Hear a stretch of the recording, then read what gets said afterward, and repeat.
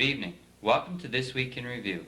Tonight's stories include cement pouring for Smalls Island Bridge, interview with Dave Gilbert, kindergarten graduation, grade 6 graduation, Desmond and Mike will be along with community events, and more, so please stay tuned. MHA for Burgeo Bay Despair, the Honourable Dave Gilbert, was in town from June 18th to 20th. He came by during that time for this interview. Good evening, Mr. Gilbert, and welcome back to our studio once again. Thank you, David. It's nice to be here. What was the reason for your visit to our town?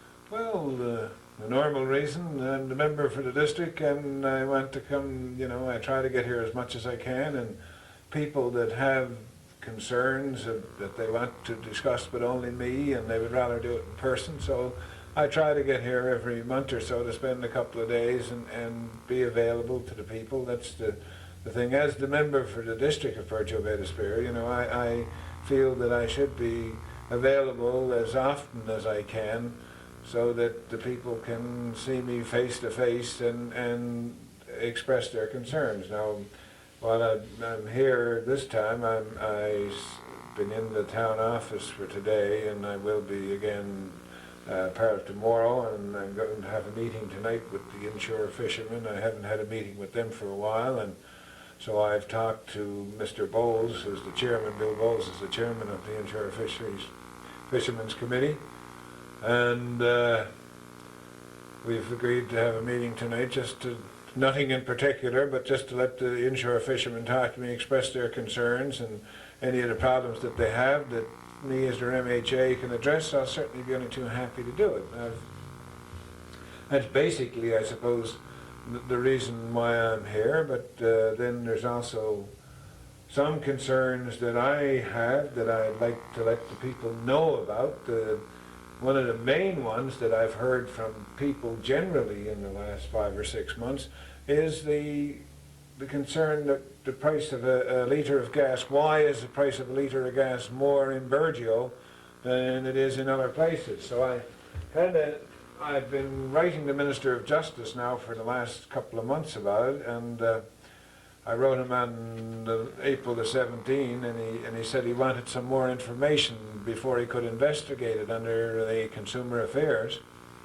So I went and I did a survey myself, and what I found out is some interesting things. That I took the price of a litre of gas in Burgeo, and I asked for prices in other places throughout the province. So a litre of gas in Burgeo is 4.1 cent per litre more than in St. Anthony. It's 4.8 more than Springdale. It's 5.3 more than Grand Falls. Here's an interesting one. It's 5.8 more than Harbour Breton.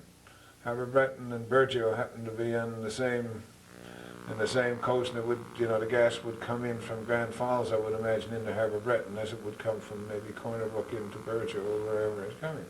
Cornerbrook is 6.8 cents a litre more in Cornerbrook in Burgeo than it is in Cornerbrook, and it's 7.8 more in Burgeo than it is in St. John's.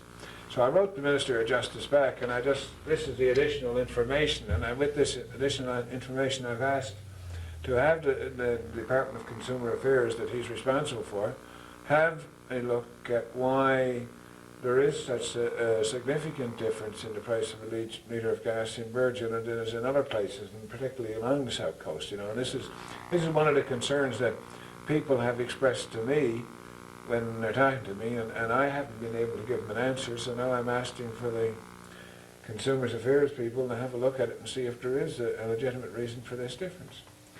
Another one of my major concerns is, of course, that 3 years ago now, in 1989, I was able to hopefully influence the Newfoundland and Labrador Housing to come up with almost $1.3 million to build some senior citizens cottages here in Burgeo.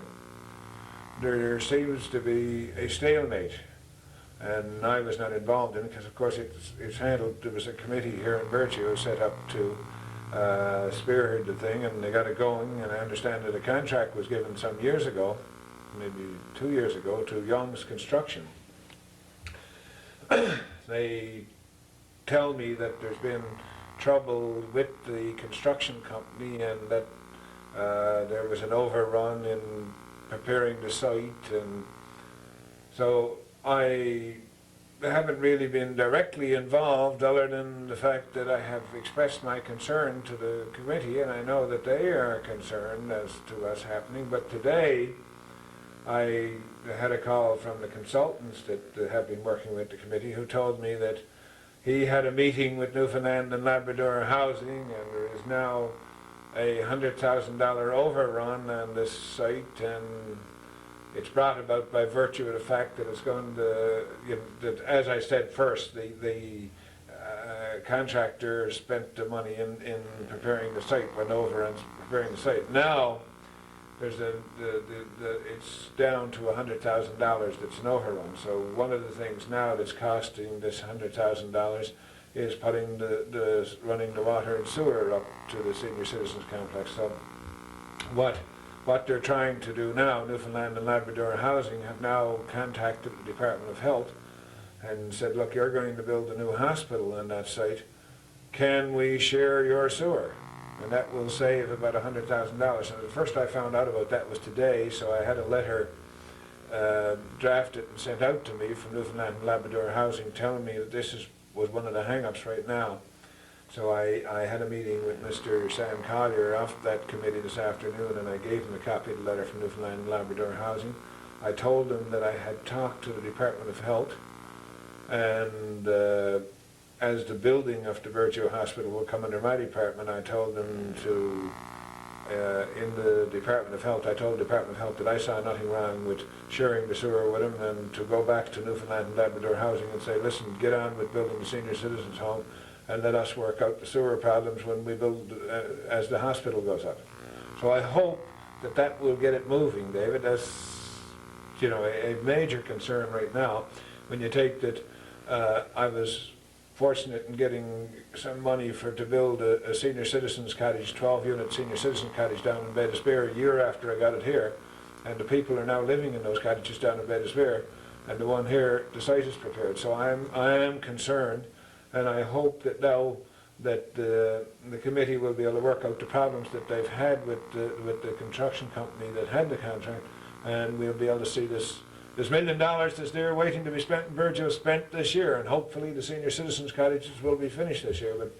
But my concern was in raising the money first, and I haven't been involved too much since. Until now I find that there's a hang-up, so I'm trying to get the bottleneck straightened up, and hopefully we'll see construction sooner rather than later.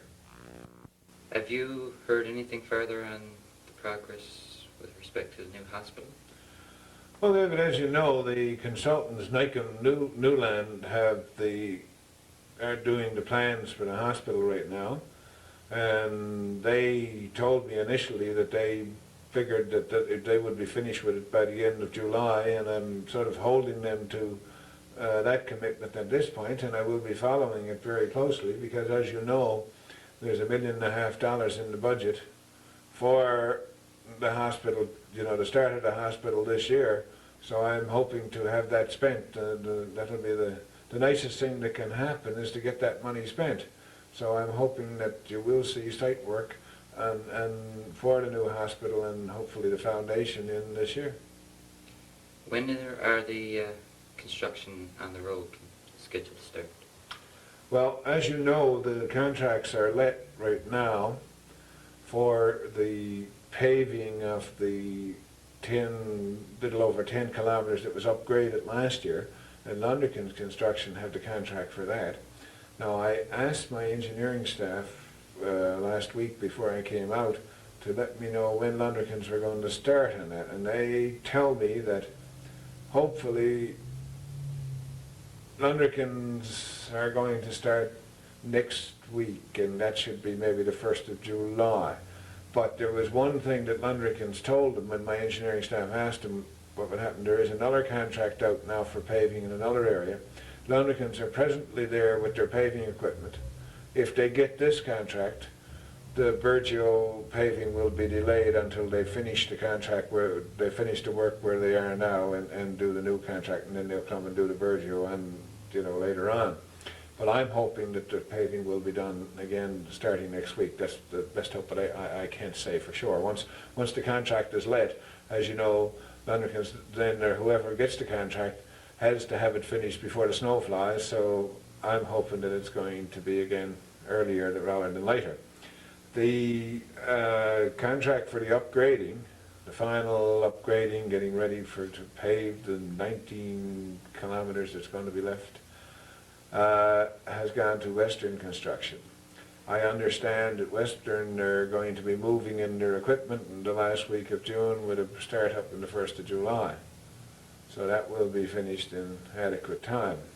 Now I'm able to say with some degree of certainty to everybody, and I know I'm very happy to be able to say that I expect to be calling the contract for the paving of the final paving of the Burgeo Road. I'm expecting to be calling that contract in November of this year. And the reason for the early call, of course, is that then it will be one of the first ones to go out for paving, so as soon as the roads get ready, the ice and snow goes next spring, we will be able to start putting the blacktop down and hopefully have the Burgeo Road finished before the tourist season gets in. So that is the good news, David. It's one of the things that I know many people in Burgeo have looked forward to, is the completion of the Burgeo Road. And least of all me, as the MHA, I have fought long and hard and many, many battles in the 6 years that I've been a member for here, and I know it's rewarding for me to see that we are finally can see blacktop all the way to the Trans-Canada. So that is, you know, and I think everybody else here will be pretty happy with it too. I have a few other concerns that have been expressed to me since I've been here. Some of the people who work on the trawlers have been in to see me, and they're concerned about the shortage of work, where their quotas have been cut back to the point that they're only going to get about 5 months' work this year. I really don't know if there's much that I can do about that, only I sympathize with them. One of the things that I'm investigating, I've asked the federal people to investigate, is the fact that I understand that the Nova Scotia inshore fishermen, and that's the boats up under 90 feet, are landing fish in Canso. I've been told that they are, and that they're being given a quota out of the Canso plant, given back to the independents and taken out of the Canso plant. I don't know if that's true or not, but some of the trawlermen here that have been in to see me have expressed some concern about that, and I'm trying to find out if this is happening. And I don't know, there's really nothing much that I can do as the MHA concerning that. But I hope that, you know, the Fishermen's Union will be able to look into it and see if they can take some action to ensure that the quota is not given away and an adequate share of it is landed here in Burgeo. Okay. Council were informed a few weeks ago that they will not be getting paving around community streets this year.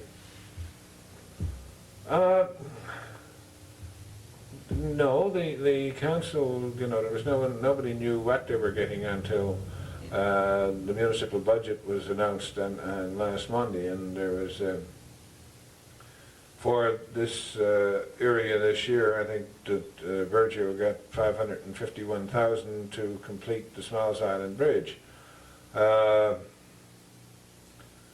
They had in requests for paving, and I think we've talked about it the last time I was here, and one of the concerns was if the municipal grants were going to be out, would they be out early enough to tie it into paving of the Burgeo Road this year? It would save a lot of money, because this money would be 60-40, you know, 60% of it would be the provincial government and 40% of it would be the town of Burgeo. So they have a request in, and this is one of the things that I've been able to do since we've been in government, is we've looked at the whole road structure in Burgeo, and where a town council of some years ago had accepted from the government the road through the town and said, we will now maintain the road instead of the Department of Work Services and Transportation. we felt that maybe the town was a little hasty in taking over the road by virtue of the fact that the main road through town is used for the trucks that are going to Ramie and stuff like that, so there was damage done to the streets. So what we have said from my department, I got my department to come in last year and draw up the engineering plans for the road through the town, you know, and this is completed now, or partially completed, I would say, would be ready for construction next year. I hope that, you know, Virgil will again be making a request to the Department of Municipal Affairs for paving funding next year for the streets in the town.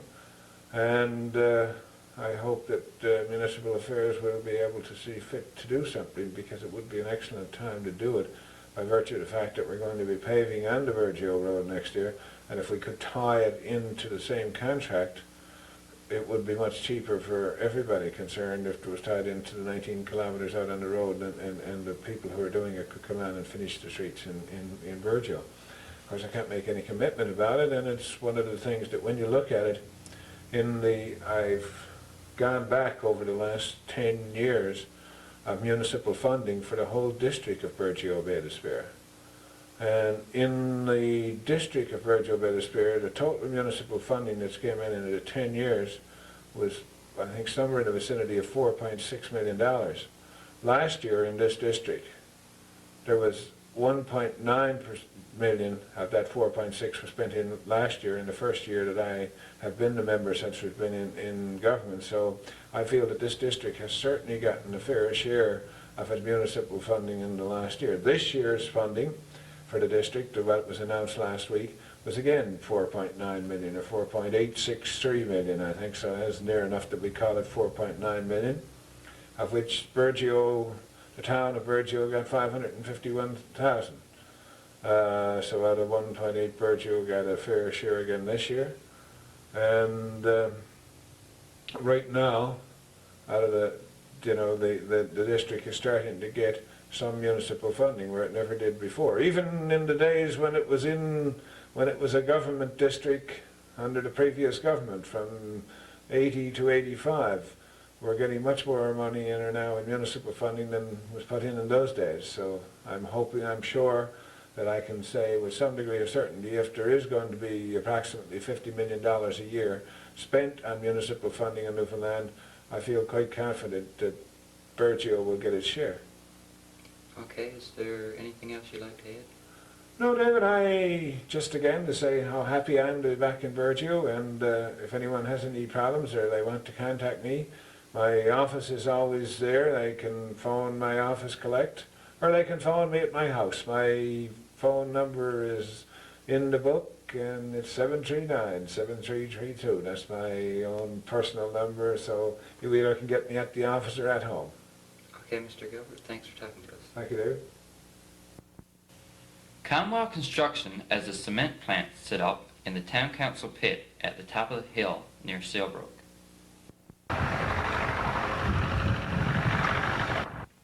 The cement plant was loaded and ready to go on Wednesday.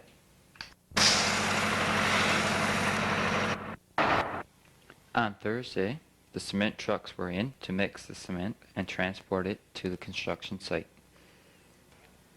The plant was in operation for close to 14 hours on Thursday.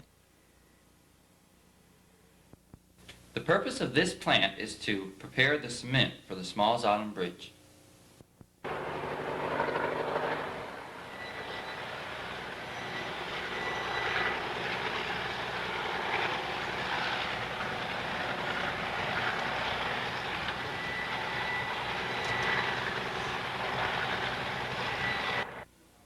The cement had to be poured from the cement trucks into a bucket, which was then lifted by the crane to the site where the cement was being poured.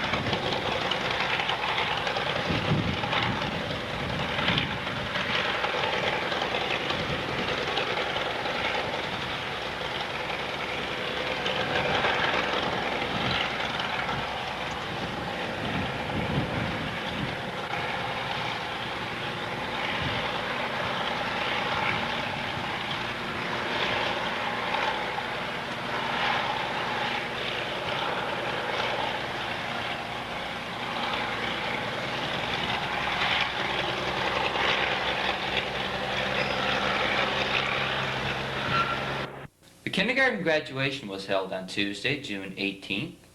The grade 6 graduation was held the following night. We have some highlights from those events. Good evening, everyone, and welcome to the kindergarten graduation. First on our agenda, we have the welcome. Then they're going to do a dramatization called Great Big Enormous Turnip. Then they are doing 4 songs: Windmill, Looby Loo, Zoom Zoom Zoom, and Starlight Star Bright. Then they are going to do 2 nursery rhymes, which are going to dramatize and sing at the same time: Little Miss Muffet and Rub-a-Dub-Dub.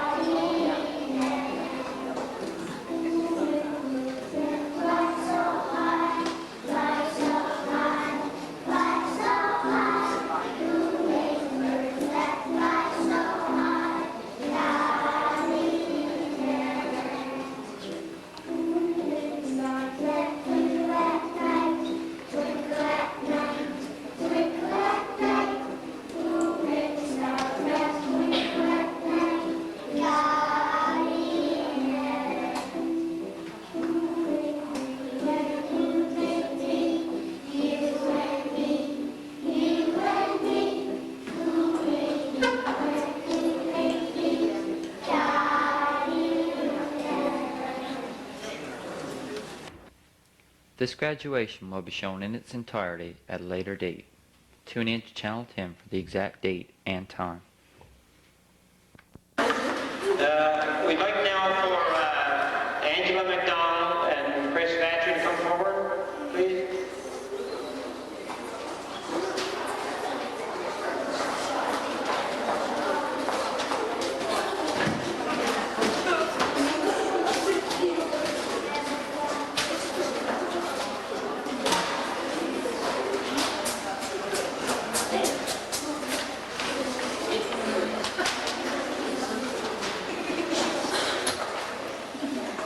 Good evening, everyone. I am very honored to have this opportunity to speak to you on behalf of both grade 6 classes. I am very proud that you, my classmates, picked me, Angela McDonald, and Chris Vatcher to be the narrators for this year's graduation. When I first started school, I, like most of you, was on the uneasy side, but was very excited. I just remembered I couldn't wait to meet you, my new classmates. And after 7 long years together and after a few spats and falls, I can still safely say I'm glad we met and we'll be friends till grade 12 long after. I guess all of you remember Matt and Wes McGuire was with us in grade kindergarten. They got blamed for getting lots of us in trouble. Now that they're gone, we're still getting in trouble. So we all wonder should they got us blamed back then. If we ever meet them, we should apologize. There was another time too I could not mention when the afternoons came in to give us Al Booster, and Richard Waters and Miss McGuire were so afraid of needles they crawled on the table and started crying. This shows that tough guys are always not that tough. Then it was on to grade 1, and my teacher was Miss Hand. She was a great teacher, except for one thing. When she got mad, she used to grind her teeth so hard it got all of my nerves. After an enjoyable year with Miss Ann, we moved on to grade 2, where we met Miss Bigley Batcher. I can remember a fun time where in that grade, Deanna Young and Tanya Dominic getting caught writing on notes to their boyfriends. And the next day, they had to read them out loud. Boy, what a life we had that day. Also that year, we had lots of laughs at Stephen Strutland, because we found out you don't have to listen to storybooks and fall asleep at the same time. Every time the teacher would read a story, we'd all turn our heads to watch Stephen go to sleep. Boy, that year went quick. Before I knew it, we were getting our last two report cards for grade 2 and moving on to grade 3. In that grade, we had another sleepy in our class, but it wasn't Stephen Strutland, it was Trevor Dominic. In that grade, my teacher was Miss Tucker. Boy, did we have fun. One day when we had Mr. Fudge used to teach us reading, he breathed in a chat list by mistake, and all of a sudden he would say, "Please take your chew and write down this word chew." Boy, what a laugh that was. We were afraid with all the sneezing, he would lose some more air. At first of the year, we also met Elroy Bobbin. He had like grade 3, so much the year before, he decided to stay for another year. Well, anyway, when Elroy came running in class because he loved it so well, he ran into and tripped up Miss Tucker. She lost her balance and fell on top of Elroy. We were all worried that he would be squat to death. We were so proud he survived and is with us today.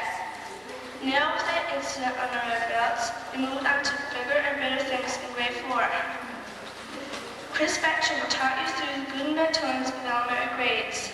Once again, I would like to thank you, my classmates, and the teachers for your support.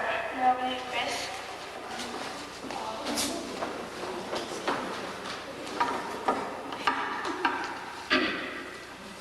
Good evening, everyone. I don't really know why I chose to do this, other than to make a fool of myself. I'm happy that my class voted for me. They probably thought I would fool up. Ha, I'll win. Well, I know that I'm in the dance mood, and I think that you are too, so I'll try to make this as short as possible. When I started grade 4, most of us felt small again, not like grade 3 when we were in last grade primary. At that time, we were kings and queens of the hill. But that all changed in grade 4. My homework teacher was Mr. Sutton. And as Dion knows, I got in a lot of trouble. I remember once, and I got in trouble, that I don't think I'll ever forget. Mr. S. tried to push my head back with his thumb, but I already had my shower for that day, so I kept my head up, and he couldn't get it back. Also that year, one of the strangest things happened to me. I got interested in girls, but they weren't interested in me. Yeah, right. Well, with girls on the mind, I was on to grade 5.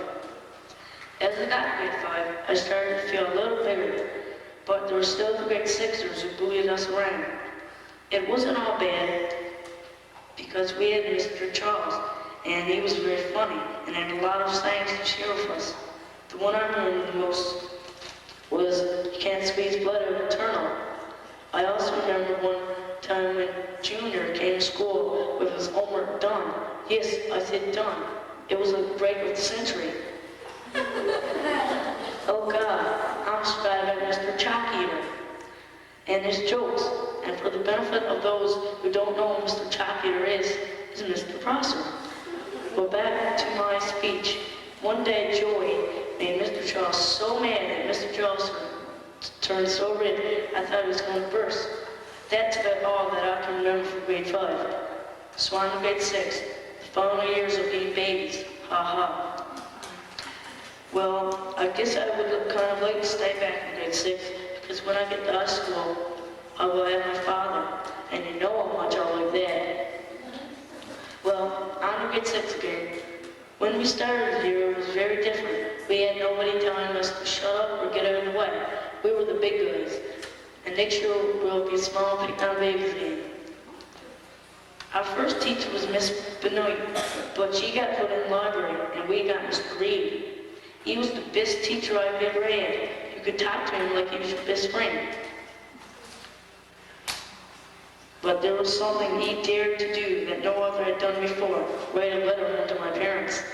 I couldn't sit for a month. After Christmas, Miss Benoit came back. It was like a nightmare, because she had so many snacks. Example, 1, 2, 3, get your mashed potato, please. You know, I remember one time when Tanya and Deanna were writing notes. No, it was Deanna and Shauna, and Mr. Sims caught them. I think Shauna's art was in her throat. I had a lot of good times in grade 6, also a lot of bad times, but I must say something about the people who made our class as fun as possible. Those people are DJ and Henri. In the beginning of the year, DJ came to Virgil and made it hip. I'll just say, a darn good place to live. And for Henri, God, I don't have a clue what good he's done.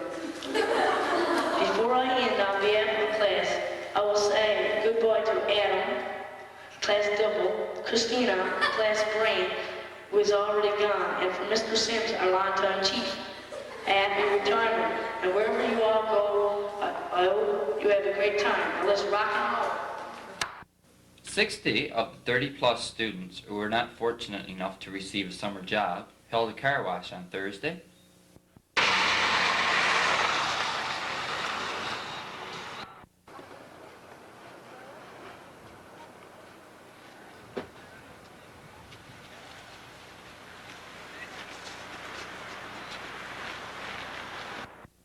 So Trevor, there are a number of students who haven't obtained a summer job yet. So I guess you're at the car wash for them this evening?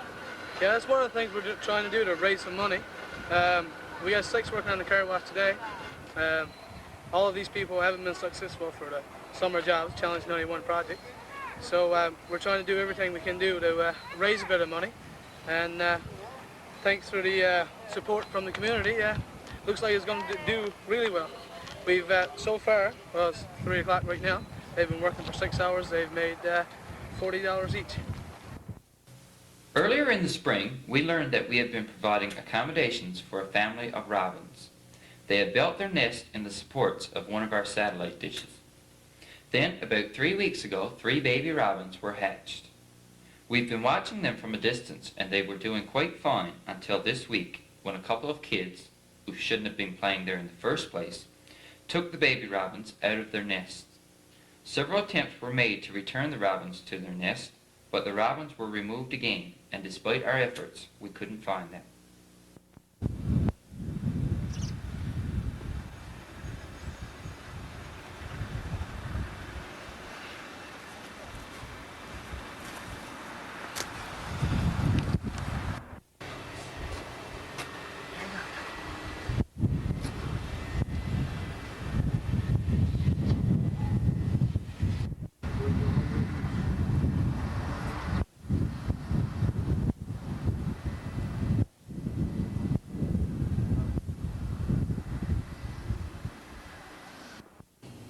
Community events. The LOI TV bingo held on Wednesday, June 19th was won by Sheila Skinner. There was no bingo on June the 26th.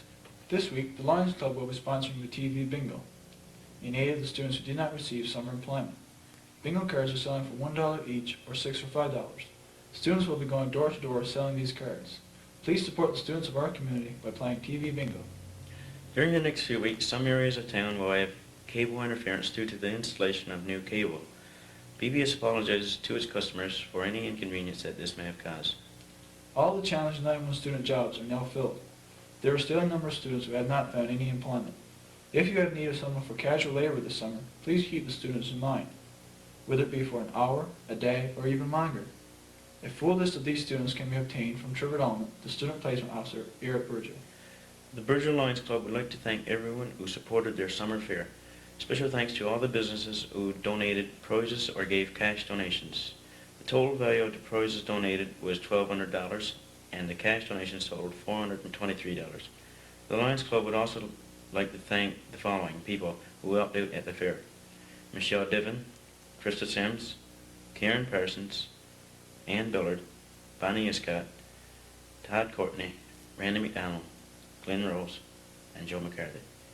The prizes were won by the following. The 50-watt auto sound system was won by Paul O'Keefe, and the Landboy Grace trimmer was won by Marjorie Eyre. The microwave oven was won by Vivian Morrison. The men's 10-speed bike was won by Paul Swift. And the $1,000 bingo was won by Jason Strickland and Tiffany Skinner. The Ninja Turtle was won by Kevin Spencer. And the beer barrel was won by Peggy Ricketts. The Lions extend their congratulations to all the winners. The BBS monthly movie listings for July are now available at the BBS office at a cost of $1 each. We also have on hand a number of easy number telephone directories at a cost of $1.50. This directory makes it simpler to find the numbers you see on channel 10 unless they are unlisted. The student car wash held on Thursday, June 27th was a huge success. The students would like to thank the Burgess Town Council and Newfoundland Telephone for the use of their facilities. Thanks also to those who came out and get their cars washed, BBS for advertising, and to those who just dropped by to make a donation. The students really appreciated it. Another car wash will be held in the near future. The Fisheries Alternatives Program. Included in the federal government's response to the downturn in the fishery is a new program to help diversify coastal communities. The Fisheries Alternatives Program, FAP, is targeted toward coastal communities and the people most affected in those communities. This program is more generous than most other government programs, with levels of assistance varying according to the proposed activities. Contributions. Assistance is available for new business startups or modernization or expansions of existing businesses. Up to 65% of eligible capital costs may be provided for businesses in qualifying sectors. The qualifying sectors include manufacturing and most processing operations, tourism, innovation, business service industries, and other sectors which contribute to the economic diversification of fishery-dependent communities may also be eligible. Marketing assistance.